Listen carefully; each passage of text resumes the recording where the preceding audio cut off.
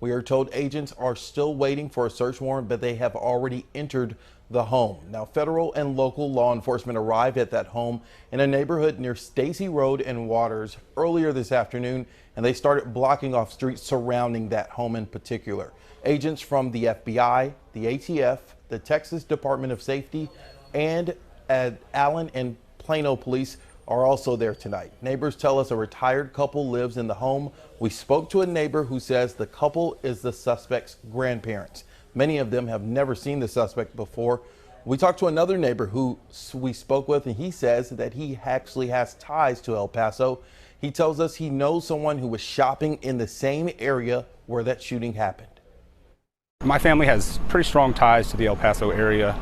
Lived there for a while myself. Went to my freshman year of high school there at Eastwood High School. So my sister and I kind of grew up in that area. I do have one sister, Alex, who lives less than 2 miles from Cielo Vista Mall.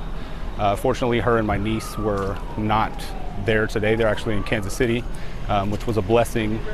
But I did have a friend that was in the mall during the shooting. As I started seeing things come out on the news and was following, the entire event as it kind of transpired, I noticed that she said she was seeing people running and she didn't know what to do.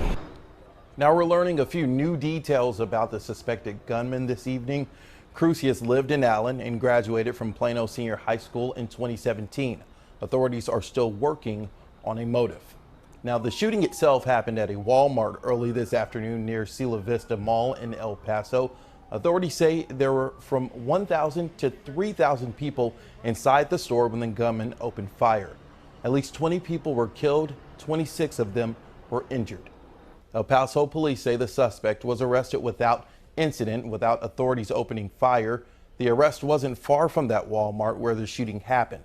I spoke to a woman who recorded this video that you're seeing right now. It appears to show the arrest. Police say the arrest happened in the same street where this video was shot. She says she didn't know at the time that the mass shooting happened, but she knew something looked wrong. And I looked up, and officers, non-uniformed officers, got out with their weapons drawn. And I did not see them grab the suspect. I didn't see them take that person actually into custody. Only later I saw one of the officers walking him towards the side of the street in handcuffs, and then they were looking through that Honda that was there. What was going through your mind?